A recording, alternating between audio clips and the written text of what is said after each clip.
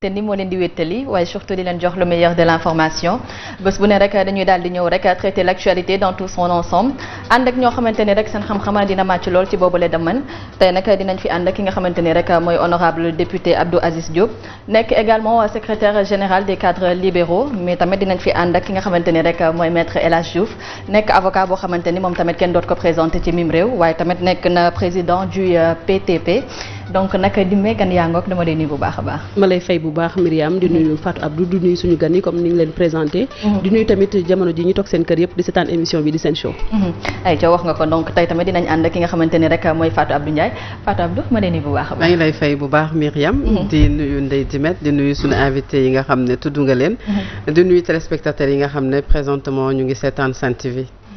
ayca kon nag honorable député yow laa ci njëkk a nuyu rek Abdou Aziz Diop ñu di la nuyu bu baax a baax dalal la jàmm ci plateau Sen Show. waaw jërëjëf maa ngi lay fay di leen nuyu yéen ñëpp. di am kontaan lool. teew fii ci émission bi.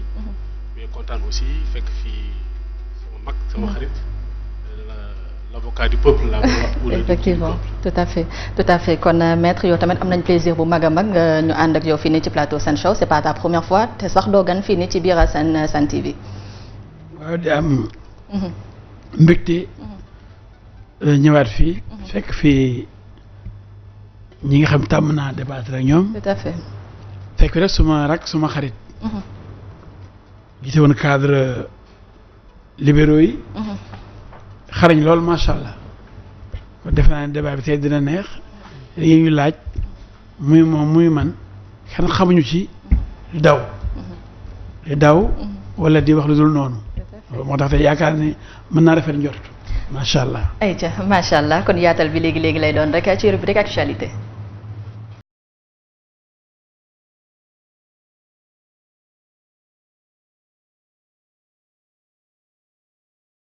Sen TV officiel donc nag Dimé xanaa rek ngeen ñëw aujourd'hui ci lan ngeen fas yéene waxtaanee rek ci biir Sen Show. voilà tey li ñu war a waxtaanee sànq ku wax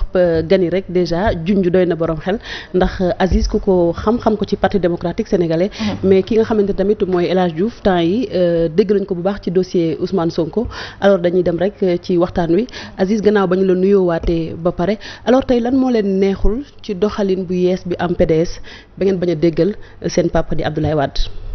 jërëjëf Ndeye maa ngi lay nuyu baa may door nga baal ma jaale Sénégal yëpp kii nu ñàkk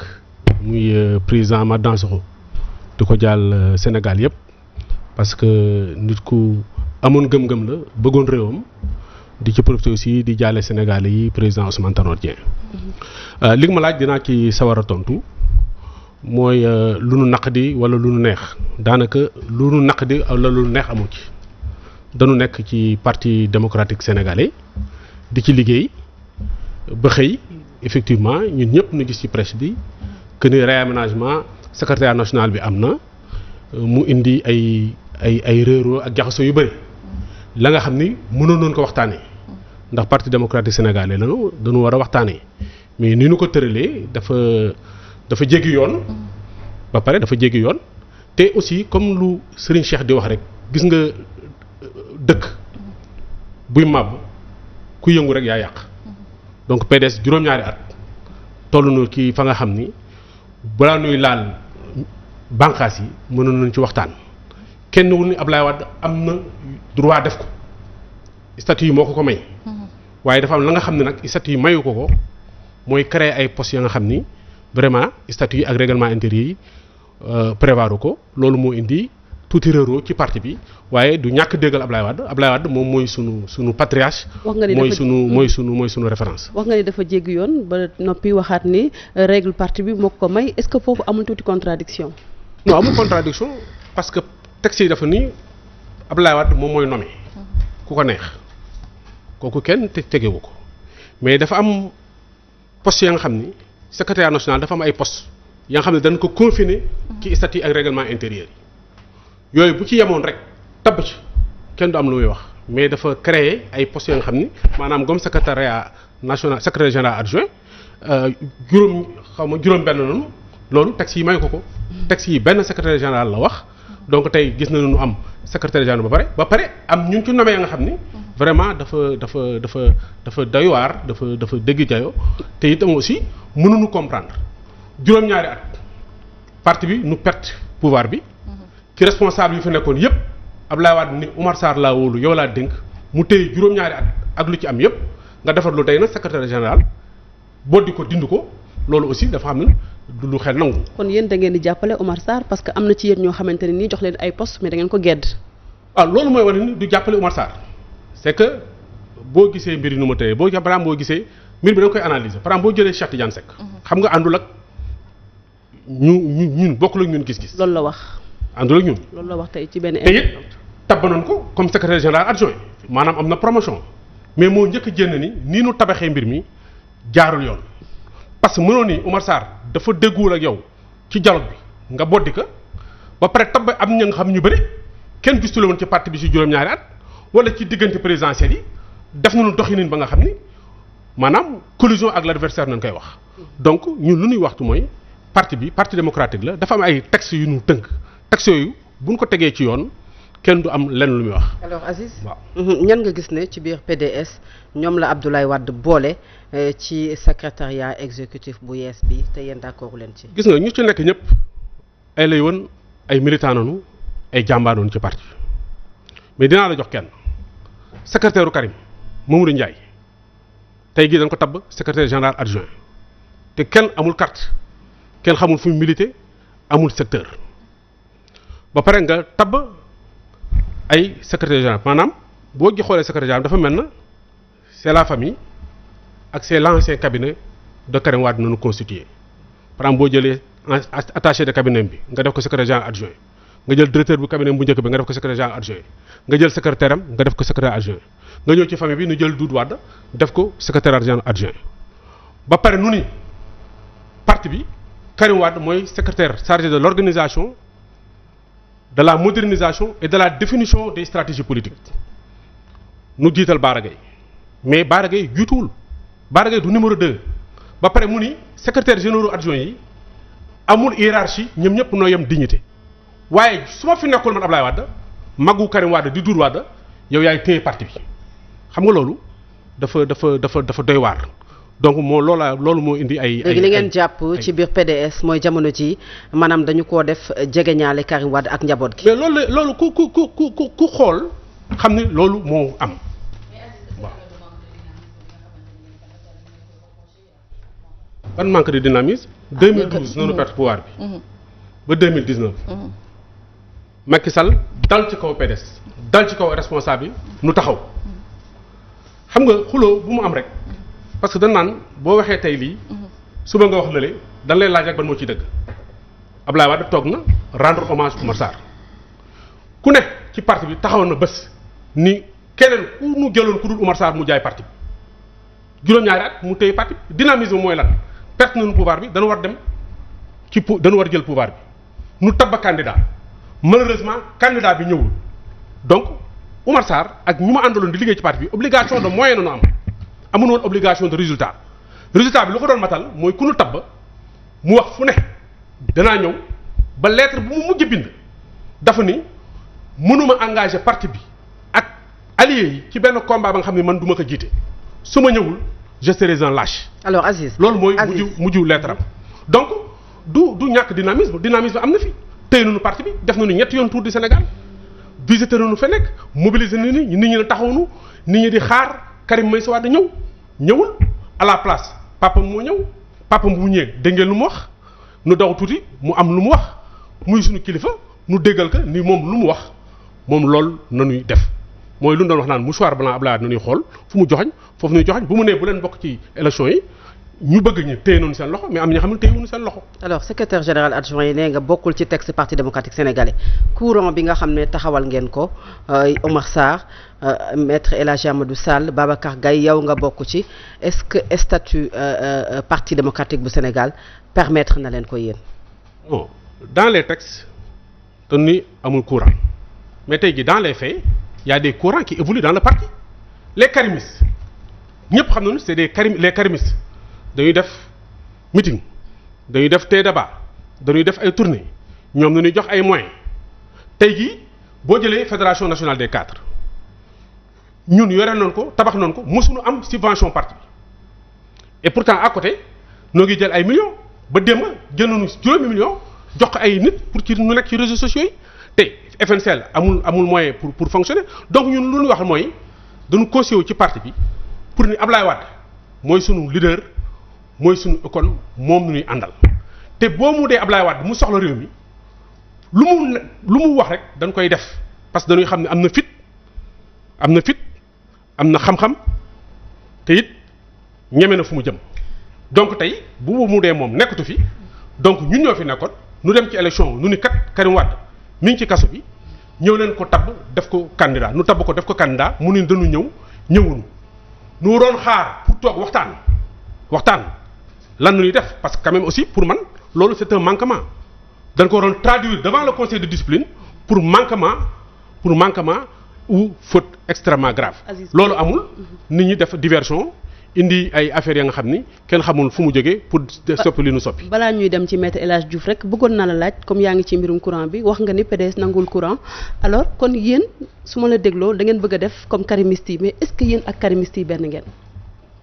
ki parti démocratique Sénégal parti noonu nekk ak politique moom c'est une allocation autoritaire de valeur. mais karimiste yi gedduñu. mënuñu def comme karimiste yi parce que ñun ak karimiste yi duñu benn ñun nous sommes des wadistes. ñun dañuy diriger ay kuréel ci parti bi man je suis le secrétaire général de la fédération nationale des cadres libéraux boo demee Richard Toll man maay le secrétaire général de la fédération parti dafa am nu muy doxee dafa am secteur am section am fédération am convention régionale yooyu mooy banqaasu parti bi mais nag tey ci parti bi gox boo dem am na c'est que dañu def système de clonage maanaam foo dem rek structure parti boo dem rek cloné nañ fa ay karimis nu leen di jox ay moyens ñuy concurrencer parti bi donc lu ñuy tabax mooy ñun lu ñuy wax du question dañu déggulul Ablaye Wade ñun Ablaye Wade moom mooy sunu yaakaar mooy sunu kilifa mais parti bi dafa am ambition sunu ambition mooy conquérir le pouvoir nag mënuñu ko def ak ka nga xam ne tey jii yoon mayu ko mu nekk candidat yoon mayu ko mu voté donc loolu mooy ambition c'est-à-dire que juróom-ñaari at topp nañ ko xeex nañu pour mu nekk candidat nu dem ba élection ñëwul waxul nit ñi lu tax ñëwul nu bëgg juróomi at yi nu jëm nu topp fi naan Karim Wade te Karim Wade mënul voté te ñoom seen bopp nenu Karim Wade bëggul amnistie mais homme politique bu taxaw ne la bëgguma amnistie mooy maanaam bëggatuma politique. parce que amnistie dinañ ci ñëwaat alors maître yow ngay président PTP nekk itam avocat à la cour nekk avocat Mamour Diallo alors ce client coowal 94 milliards yi bëriwul luñ ko ci dégg alors lan moo tax mu noppi ba léegi si waxul. ba fan yi nii lañ koy door a dégg ci dimanche bii nii lañu gis ni wax na. neex ko est-ce que force la bu la dof saaga ngay jël parole di ko partout di ko saaga yow it. mais buñ la tuumaalee da ngay génn teggi ko. buñ la tuumaalee da toll na assemblée nationale pencu réew mi di saytu affaire bi doo bàyyi bañ paree seen enquête. looy daw bay daanu fen mën na dem waaye du yàgg dëgg mën fen dëggay mujj kon lu muy daw bay daanu lu xew ci diggante bi dafay feebar dafa am benn examen bu mu war a def te bu waxul ci diggante bi day perte examen bi mais gis na ne assemblée nationale pencu réew mi jël na mbir bi ay weer di ci liggéey lu mat parce que juróom fukki nit kuy impôt kuy domaine lébu yi ñi ci ministre des finances budget ñëpp ba xam ndax loolu dëgg la du dëgg ñëpp xam nañ ni waa ji waxul dëgg waaw ku ñëw ni Sen TV heure bi nii El Hadj Diouf maa ngi ko gis Tambacounda xam nga du dëgg est-ce que jaram ma topp naan man nekkuma Tamba maa ngi Sen TV. mais maître fan nga teg dina xam ne maa doon def émission fii. fan nga teg ni Sonko li mu wax du dëgg. Sénégal yéen ñëpp laa bëgg ngeen déglu ma ci ak xol ak xel dafa am lu ma metti loolu nag d'ailleurs suba damay def conférence de presse. après Ousmane Sonko. encore waaw bu paree 15h 17h. moom day def conférence de presse ci le fer du Falémé deful conférence de presse ci mbir mi. damaa foog ne bu yebul sénégalais yi ak li fi El Hadj wax démb yëpp bu ci tontuwul képp koo gëmati doo nit mën naa la boole xar yi ak mbéy yi ngeen ànd bokk gétt bu fekkee ni yabu leen yéen Fat Abdou yebule yow Ndeye Dime yebule Myriam yebule Aziz yebu ñun sénégalais yi ak preuve yi ma génne démb ak li ma wax dëkk bi riir di toj ñu di ma saaga ba ma di leen bloqué suba ngoon heure bu ne ñu may saaga ndax les jeux c'est l'arme des faibles. ñëwaatal may ma rek ci laa jëm sarax ma rek sarax ma. fan nga teg ni Sonko li mu wax. waaw ci laa jëm si yow it bu leen yàkkamti xam nga yaa ngi may laaj bul yàkkamti ci laa jëm si xam nga man kenn mënu ma orienté ci laa leeral li tax waxul dëgg te yëpp na leen yéen journaliste yëpp laa wax journaliste Sénégal ci li ma jàng man du ma journaliste de seen déontologie imarus seen déontologie nii le journaliste doit vérifier l'information avant de la publier mooy journaliste bu ñu ko joxee dara benn bataaxal ni ko lii am na comme bàyyi jàmbur jëkkëru jàmbur doomu jàmbur responsable politique jàmbur muy Mamour Diallo ñu bëgg a yàq deram ci ne nga sosal ko war ngeen a dem xanaa kii ko wax ne ko yow li ngay wax jox ñu preuve ba lañ koy wax ba lañ koy bind mais presque ñëpp ko tàppet presque ñëpp dañu sëgg muy jaar seen kaw di dox benn journaliste benn nit jógul ne ko yow lii ngay wax ba lañ koo bind man da nga jox ay firnde loolu leen cette déontologie wax mais ñu ne leen vous devez protéger la source le journaliste n'est pas tenu de divulguer sa source il doit même la protéger par Abdou ñu ne leen ki leen jox information bi ngeen jox leen preuve yi am ngeen droit aar ko ba ñu wax ni diw moo ma jox preuve yi waaye war ngeen téye preuve yi kon man dama jommi man mi dul journaliste man mi warul tasaare xabaar man maa wuti ay preuve wane ni waa ji waxul dëgg yéen ñëw war a bala ngeen a bind wala ngeen war a télé wala bala ngeen a wax yéen ñi yoon ni war ngeen a bala ngeen a bind parce que bind dafa garaaw yàq deru Mamour Diallo dafa garaaw yàq deru Lamine Diop Ibrahima Ndiaye Fatou Ndiaye dafa garaaw. yan preuve nga yor maître. déglu ba soxna si li may wax du la neex parce que defu leen seen liggéey yéen journaliste Sénégal bi yëpp pas ñëpp mais ñiy bindal waa ji ñoom dañuy yàkkamte bindal waa ji lu mu wax parce que yàlla la bible la wala Coran la ba bu waxee ñu fàttali seen déontologie yéen journaliste Sénégal yëpp kan la ci oo ci conférence de presse yu bëri yi muy def yëpp parce que dafa yebaate bu paree du nangu sax question da leen utiliser ngeen wax ba pare ngeen bëgg a poser question mujj lu leen wax. non au moins ki réponse mooy joxe loolu la wax mujj bi non bu ma fenee neen benn da ngay fen tey ngeen conférence de presse bi dafa pare defe naa 7TV moo ko defee en direct bu mu paree gars yi bëgg a poser question mu ne nooy amul lu may tontu daf leen di foyer di leen balballoo léegi nag ma foogoo ne question bi ma posé ni ma foo jëlee firnde yi wane ni waxul dëgg ma foogoo ne yow bu dee journaliste dëgg nga te day demee xam naa ne vrai journaliste nga ma foogoo ne moom nga ko war a laaj moom mi ko wax waaye da ngeen ko ragal ba kenn ci yéen du jóg ne ko hé Ousmane mu ne la oui Sonko nga ne ko lii nga teg Mamour Diallo doo ñu dimbali jox ñu preuve bi ñun ndax ñu ñuy tas xabaar yi dañoo soxla preuve waaye nga ne El Hadj yow li ngay wax yow foo ko teg mais loolu moo metti te man ma ñëw ak samay preuve te man waxuma ko de moom moo ko wax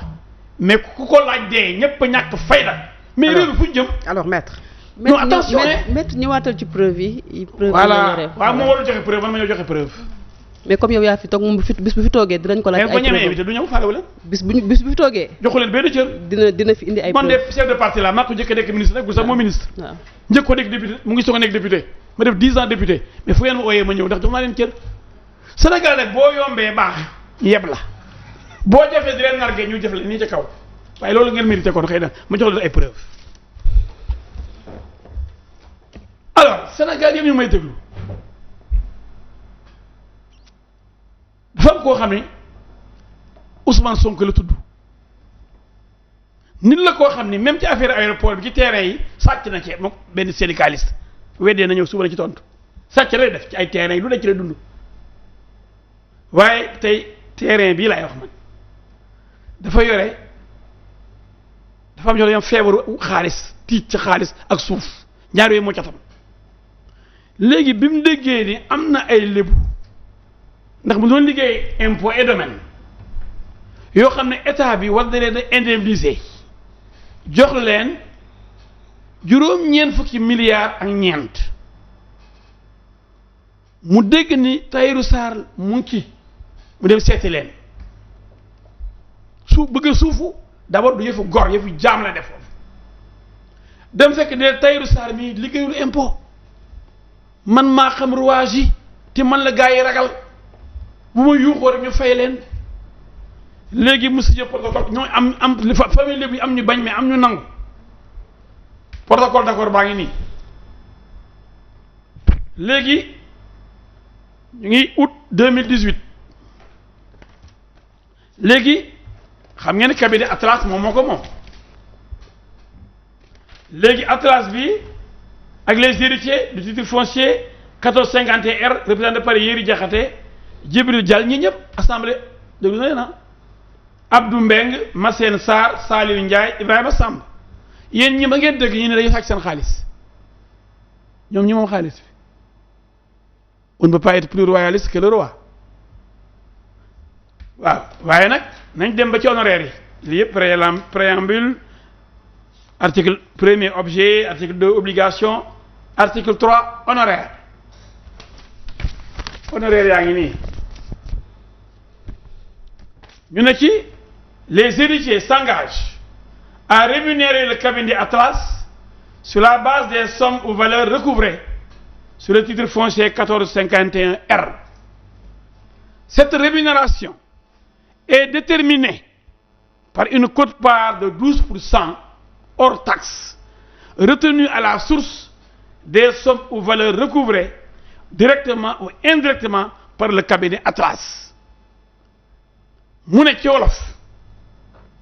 héritiers yi ñi moom titre foncier bi war nañoo fay honoraire comme ni ñu fay avocat yi 12% bu dee cabinet Atlas boobu mu samp fexe na ba xaalis bu dugg te moom moo koy encaissé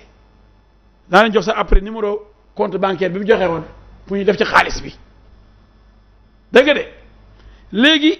comme moom ci njublu lay dox mu def article 5 confidentialité day dem yaa ngi lire confidentialité yore laay déglu yaa ngi lire confidentialité te moom moo naan nañ publier tous les contrats de pétrole yëpp ay zircon yëpp fu mu toll na lépp leer moom buy signé ak ay lébu yoo xam ne xëy na jànguñu droit xamuñ seen droit mu ne leen chacune des parties s'engage à conserver confidentiel tout document ou information échangé ou communiqué dans le cadre de l'exécution des termes de ce protocole d'accord mu ne ñoom ñi séq protocole d'accord bi kenn ci ñoom warul fexe ba liñ signé fii mooy contrat bi protocole d'accord bi génn kenn du ci jot mu ne à ce titre chacune des parties s'engage à ne procéder à aucune divulgation des informations confidentielles à des tiers sans l'accord préalable de l'autre partie mu ne ñun ñu signé ak yéen nañ jël engagement ni kenn du génn secret bi nekk kenn du fexe ba génn li nekk ci contrat bi ti tàgguwoo keneen ki ba mu d'accord bu d'accord war a koo génne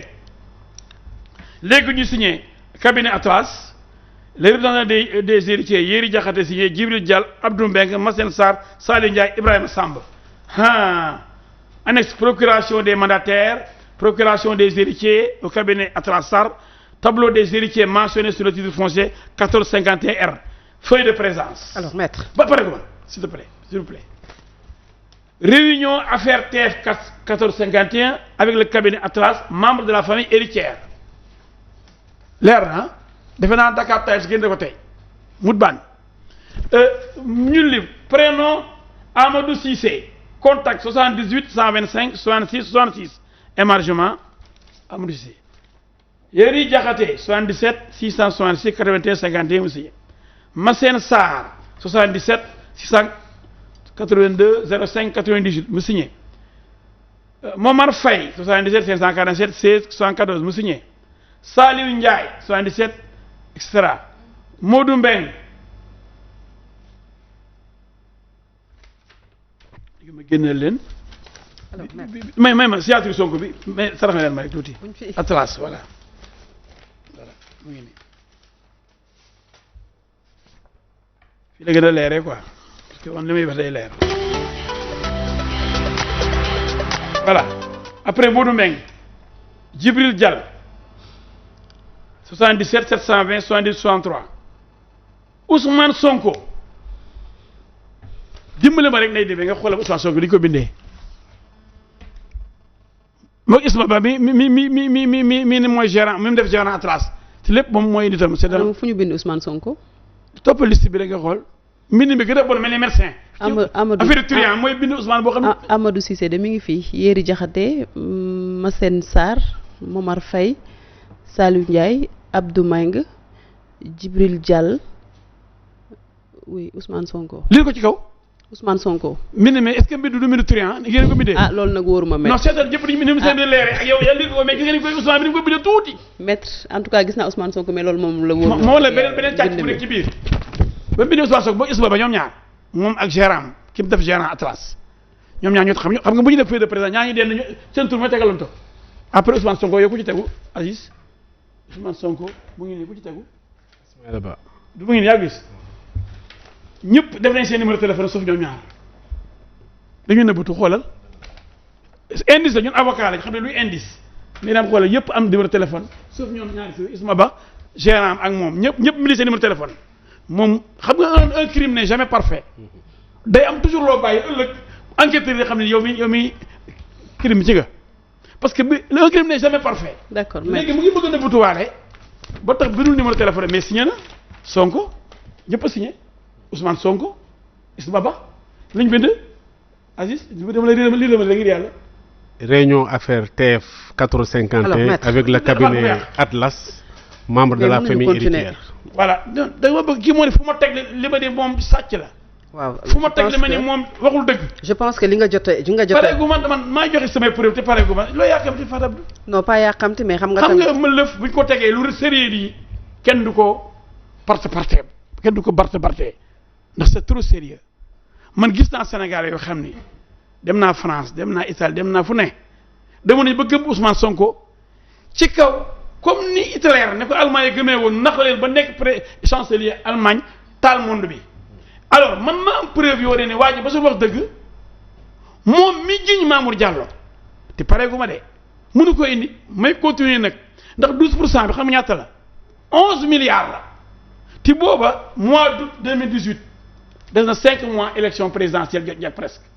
5 à 6 mois parce que janvier ñu commencé campagne boobu bëggoon na boobu campagne 11 milliards yi parce que nee na leen man bu ma demee comme dañu ma ragal te bu ma coowee ñu gaaw fay. te xam naa gars yi jox leen ma nangu leen ko ci Tahirou Sarr jox ma ko déjà fu yëfu jaam la def yëfu traître. alors maître. dafa suufu ci Sarr mais léegi nag Mamour Diallo lu tax mu meree Mamour Diallo ba directeur de domaine papier bi mujj këyit gi war a signé pour ñu débloquer xaalis bi moo ko war a signé mais bi mu gisee ne lébu yi seen biir d'accord uñu ndax ñii ne nañ Tahirou Sarr lañ maintenir ñii ni Sonko ñu nga tribunal di xëccoo ñi naan nañ annulé procuration bi joxoon Tahirou Sarr ñi naan d'accord noonu nañ ko fi bàyyi moom mi directeur des domaines moo yore aspect technique yi parce que sénégalais yi ma bëgg ngeen xam ni impôt ak domaine du ñoom ñooy génn seen poche di fay trésor mooy fay mais comme Sénégal yi jàng bëriwuñ te ñi jàng xamuñu droit ñu mën a def différence mooy lan mooy impôt ak lan mooy trésor ñu bëri xamuñ différence bi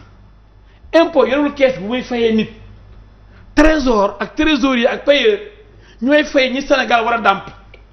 kon Mamour Diallo en aucun cas mënu yore 1 franc Mali bay jox nit genn wàllu dërëm kon jox naa la preuve ni moom da doon def pression ci Mamour Diallo pour moom it mu def pression ci trésor pour que yëpp pare ñu ne léegi nañ fay avant élection yi jot ndax mu jël wàllam 11 milliards yooyu ndax bu téyee 11 milliards campagne électorale bi da yomb ci moom te mën na kon gagné kon moo tax ma ni li laal coow li yëpp du lu Mamour Diallo def du xaalis bu génn mais da doon jaay muus di jaay muus ni bu ma yuuxoo pour ñu weddi ma wane ne man waxuma dëgg dañuy gaaw fay. maître dama bëggoon nag. te bu ñu fayee. maître ma am lu ma campagne léegi nag ñee comprendre ko ba pare nag ko muy bëgg a dee muy bëgg a dee. maître yaa ngi wax sànq ne commission d'enquête bu assemblée nationale ñoom déglu nañu ay témoins def nañu enquête pendant des heures pour am ci lu leer pendant des mois pour am ci lu leer commission boobu est-ce que tey mën nañu wax ne tëddee na njaaxaanaay commission boo xam ne ñu ci bokk ñu bari danoo bokk ci parti bi nga xam ne foofu la Mamour Diallo bokk loolu mooy sama question. d'abord loolu du question loolu waxi dof la réew boo dem am na majorité parlementaire te muy def commission ak bureau assemblée ak lépp lu xew assemblée majorité ba moo fi ëppale Aziz Diop a ngi nii vice président yi assemblée parti majoritaire moo ci ëpp secrétaire élu yi ne ko dans 10 ans assemblée majorité bi moo ci ëppale questeurs yi yëpp actuellement majorité bi moo ko yor kon bu ñu defee commission d'enquête it majorité bi jaaxaanaay ndax tey enquête bi tey mën nañu jàpp ne enquête bu jaar ci yoon la ba ñu dem ba setal Mamour Diallo ne jàppee wuñu ko enquête bi jaar na ci yoon ku xamul dara mu naan jaarul ci yoon ak koo xam ne nga faral Sonko ndax la tax enquête bi jaar yoon xam nga dégg naa waaju mu ne day def conférence de presse suba xam nga moom réseaux sociaux yi moo ko moom mu doon dafa yore preuve ak ni ma koy xamee ak ni mu yàkkante yàq deru nit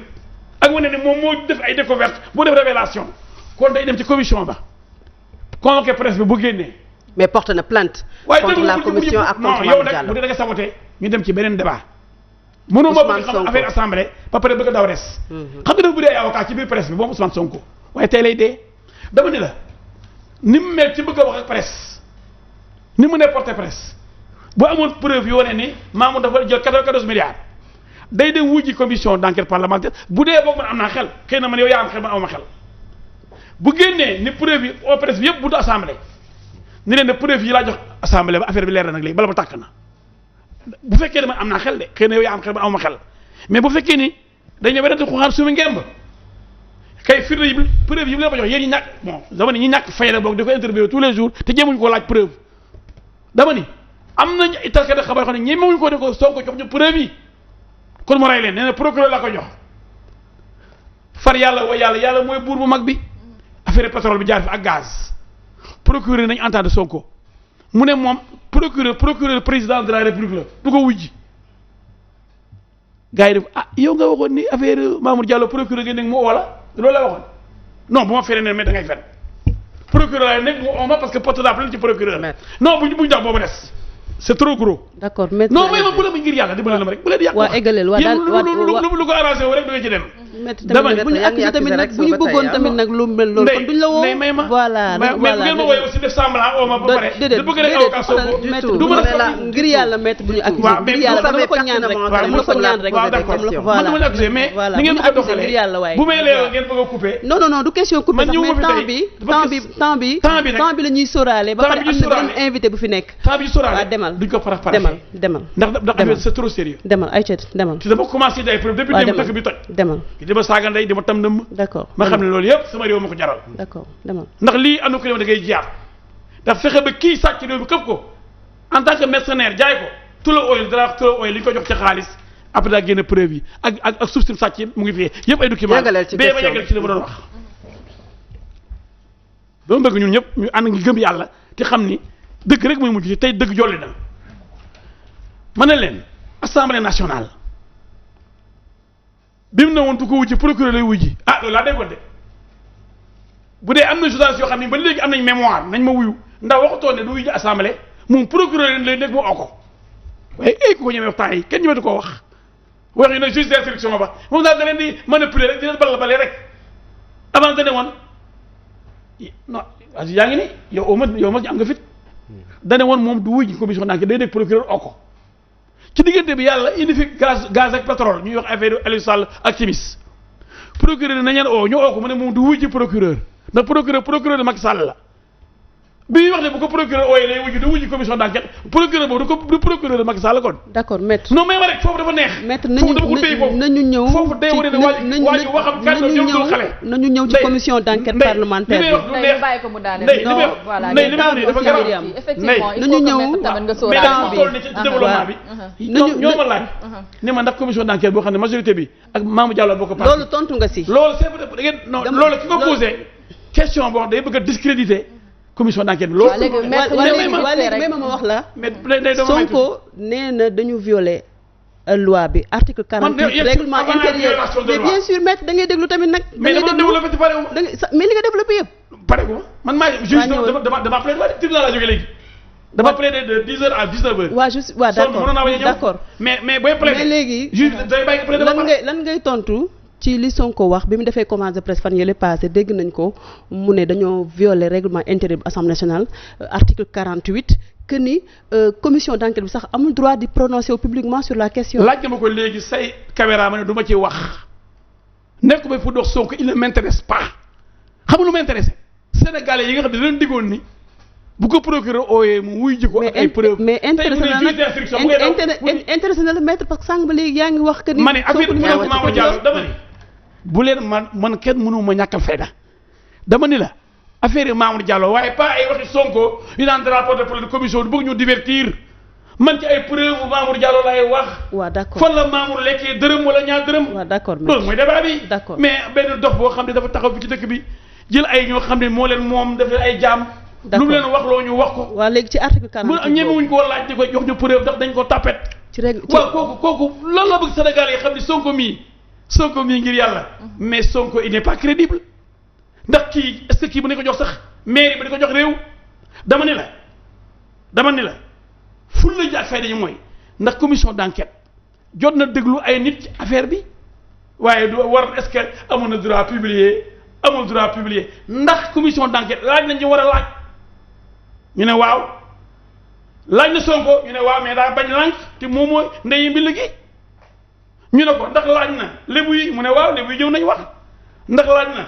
journaliste yi xam nañ ci dara ko Madiambal Diagne ay mut baan ñoo ñu wax ndax laaj na Amadou Ba ministre des finances Birima Mangara payeur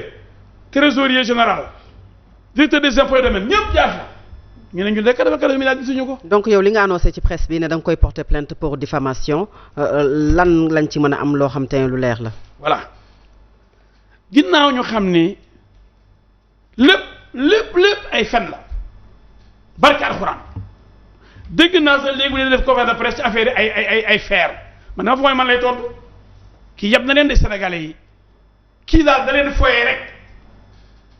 ndax am na ay dof yu ko topp comme ay xar ak ñi muy jox xaalis di leen jënd. ndax Tullow ak ñii ñoo ko jox xaalis bu dul jeex pétrolier yii fi Karim Wade jëlee woon indi fi Franck Timis signé ak ñoom contrat te ñooy bëgg ca dugal Aliou Sall. mais yaa ngi wax ci mbiru pétrole bi yow tamit nag waxal si. non dama ne lii tax mu am xaalis ndax pétrolier yi ñoo ko fay ci la campagne ci la jëndee ay nit ci lay fayee ay booy ci réseaux sociaux yi di saaga El Hadj Diouf di saaga képp koo xam ni àndoog moom foog ne mën nañu terroriser wala napp la ba doo wax man bu ñu may rendi sax. sama xarit Macky Sall xam na ko président de la République dëgg laa koy wax yàlla ma bindee noonu kenn noonu lañu may jëlee noonu lañu may bàyyee loo ma la bëgg loo ma ànd ak yow même ngay président de la République bi mu jàppee Khalifa Sall d'accord ma ci bi mu ne yaay jaame da ko fay jëlee woon ko d'accord ma ci nit da ngay am personnalité moo tax ma ne la commission d'enquête li tax may porter plainte dafa ubbil yoon bi yóbbil yoonu prison nag Sonko mu njëkkalante di dem ci juge d'instruction bi foo ne mën nañu nax léegi wax sur procureur de bi mu ne woon moom lay nekk mu oo ko kii moo yab sénégalais yi ay sénégalais yi maa leen bëgg. maître dinañ ci yeewu leen maître dinañ ci maa ngi ñëw commission bi li tax may def plainte bi li tax may def plainte bi yow déglu leen ma rek. parce que da nga war a tontu ci loolu maître. mais nekk ba yow doo sama professeur bàyyi ma. Fatou Abdou yow maître nga lay napp de Fatou Abdou. mais du sama professeur man dañuy posé ma question. nu ma élève boo xam ne damay napp bàyyi ma non non maître kenn napp la. c'est que dañu bëgg rek ñu dégloonte. mais bu yàgg may tàgg parce que bëggu leen bay Sénégalais comprendre bu leen ma tàgg. wallaahi li nga wax Sénégalais comprendre ko sànq ba léegi yaa ngi ñuy accusé ñu ngi lay déglu di la seetaan. déglu leen ma de parce que pare woon naa bu yàgg dagg yi tax non non non dagg kii moom laaj lu tax nga war a porter plainte mais boobu ba léegi tontu gu ma ci mais ak li nga wax yëpp tontu dama def commission d'enquête ubbil na ma boulevard bi maa ngi ñëw xam nga da ngeen ma nangul bàyyi ma wax commission d'enquête wan na ni lépp ay kàcc la lébu yéene nañ kàcc la ñoom ñoo seen suuf ki war a génne milliards jox ko nee na ay kàcc la muy trésor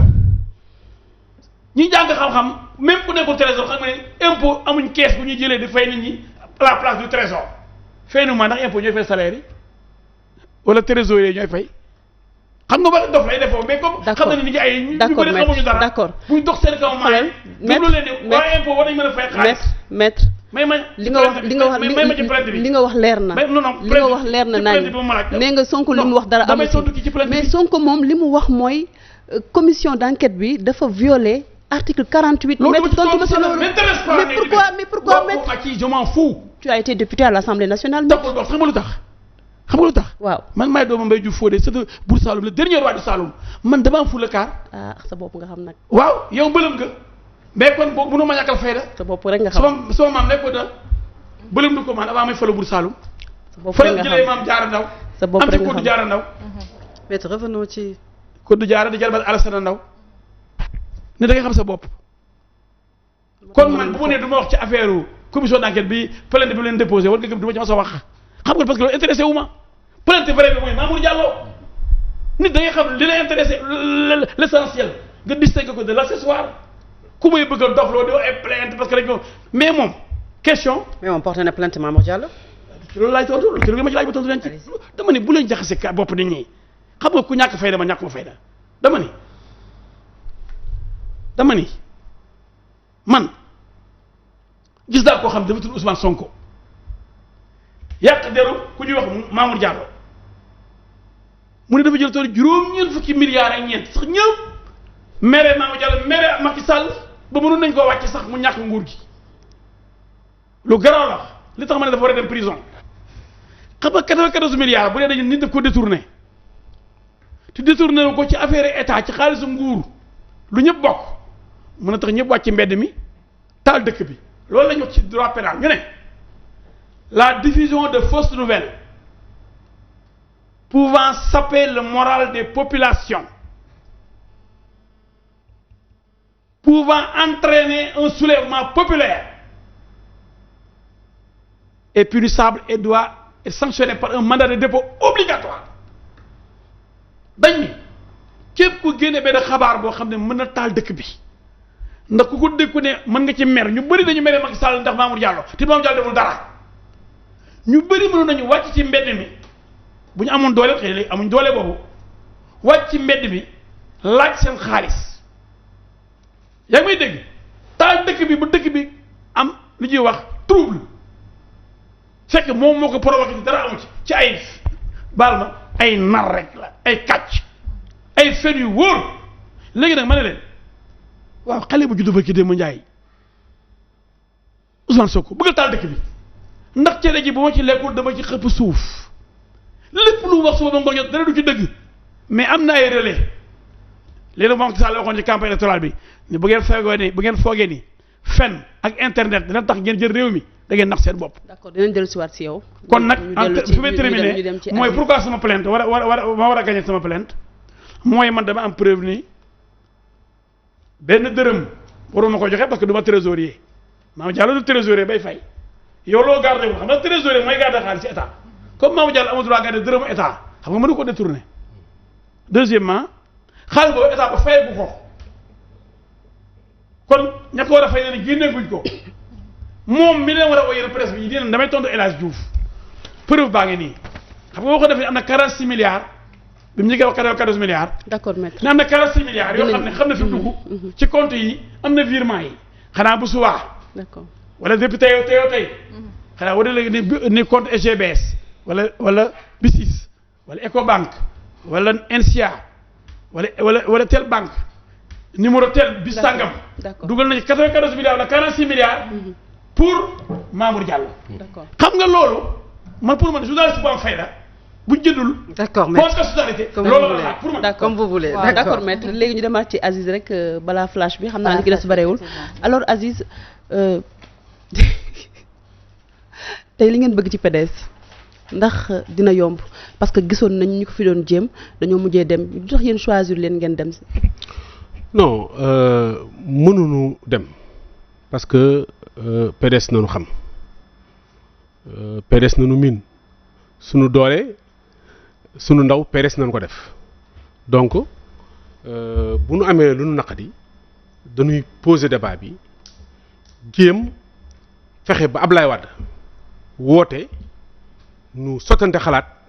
pour lii nga xam ne tey moo indi division bi muy secrétariat bi mu surseoir ko woote waxtaan nu ànd parce que loolu mooy dëgg parce que dañu sunu sigle fraternité la dignité ak justice te lu nu passé li moo gën a metti juróom-ñaari at yi fuuf moo gën a metti te noo ngi ànd donc pour man jógunu pour dal ci kaw Ablaye Wade ñun xam nañu ne Ablaye Wade man je sais au plus profond de lui lii gënalu ko te bu doon moom rek mooy dogal du dogalam du mel nii donc ñun jógunu pour génn PDS dañu jóg pour woo xel yi dellu si nu toog waxtaan tabax suñu parti. mais Aziz ci combat ngeen nekk parce que combat weesuwul Abdoulaye Wade taxawal organigramme partem yéen ngeen ñëw taxawal courant xeex boobu nga xam ne dugg ngeen ko ci yéen ak waa PDS ñu dippee ko PDS authentique yi yéen boobu suqali soppi taxawal ko fi combat bi ba fan ngeen ci fa seen dem ndax dem ngeen ba annoncé benn plainte boo xamante ne ba ngeen attaqué li nga xamante ne moom mooy annoncé wuñu plainte dañu ni violation yi am tey bu ñu demee saisir justice bi attaqué en justice plutôt. parce que parti nous sommes régis par le code des obligations civiles et commerciales tey jii bu ñu fekkee ni visé nañu ay articles yi nga xam ne jàpp nañu violation am nañ ci mën nañu ko yóbbu justice laaj justice attanu loolu nañu wax mais ñun ñaanuñu yàlla. waaw Ablaye Wade bu ngeen demee bay dem ak moom ci li nga xam ne moom mooy yóbbu mbiri justice di ko xalaat ak di ko yebbi ak déballage yi nga xam ne Oumar Sarr def na ko ci conférence de presse am bi. ban déballage wax na fi ne Karim Wade ci boppam ni nga xam ne moom la demee forcé ko pour mu dem ci dialogue national bi nga xam ne njëkkoon nañu ko def wax ko ne ko bu ngeen demul ci dialogue national bi damay génn parti démocratique bu Sénégal wax ne grâce bi moom lu leer la ci li nga xamante ne moom mooy mbiru Karim ak président Macky Sall donc yoo xamante ne feeñal na ko ci digganteem ak Macky Sall ak Macky Sall tey est-ce que yooyu nga xam ne génn na firndeelul ne yéen ak maître Abdoulaye Wade diggante bi moom pour mu rafet du yombati. non encore une fois bu indi débat bi ci Ablaye Wade yoonum nekkul ci débat bi Ablaye Wade soxlootul réew mi Ablaye Wade daf nu uuf pour nu ànd mooy secrétaire général parti bi jóge gu fi mais nag ñun ñu nekk ci parti bi di ko liggéey am na nu mbébét ànd liggéey tabax parti bi donc déballage fii kenn defu fi déballage coow li lu ko indi yëpp mooy dialogue bi ñoom loolu ñuy wax dañu njëkk ni Oumar Sarr dafa bëgg a dem ci dialogue bi parce que ban ma jàppee kër yu mu joxe caution pour ma génn loolu la bëgg a négocier pour jël ko d'abord man tribunal setal na ma donc xam nga loolu amul kër bu nu téye te it bu nu defee caution le juge n'a pas pu matérialiser ça tey jii boo demee impôt et domaine nga demandé du état droit réel doo gis fenn fa nga xam ni kër Oumar Sarr état bi téye na ko loolu nu njëkki nu dem ni Oumar Sarr dafa bëgg a dem dialogue parce que xaalisu Aïda Ndiongue bi moom moo ko moom du dégg ngeen ko fii ci télé yi xam nga nu def di wax donc tey ñu nu àndaloon démb tey ñoom ñoo ñuy accusé sàcc après bu ñu yegg dialogue bi Oumar Sarr leeral ni dialogue nu ko dafay gis Macky Sall mu ne man benn yoon laa gis Macky Sall ci ndigalu mag Karim Wade moo ni ko demal nga seeti Macky Sall pour nu xool naka lay def ba génn ci kaso bi parce que Oumar Sarr moo dem ni ko Macky Sall Abdoulaye Wade mii mag la benn doom bu góor la yore te tey jii boo ko téye ci kaso bi ba leneen am fii di nga am gàcce. xam naa dina ñëwaat. non parce que dañuy dem ci flash d'information. daal ci ñëwaat ci point boobu waaw on va bu ñu dellu see rek gën a yaatal boobu lay waxtaan dañuy daal di dem rek jëli le flash des informations daal di dellu saat si deuxième partie.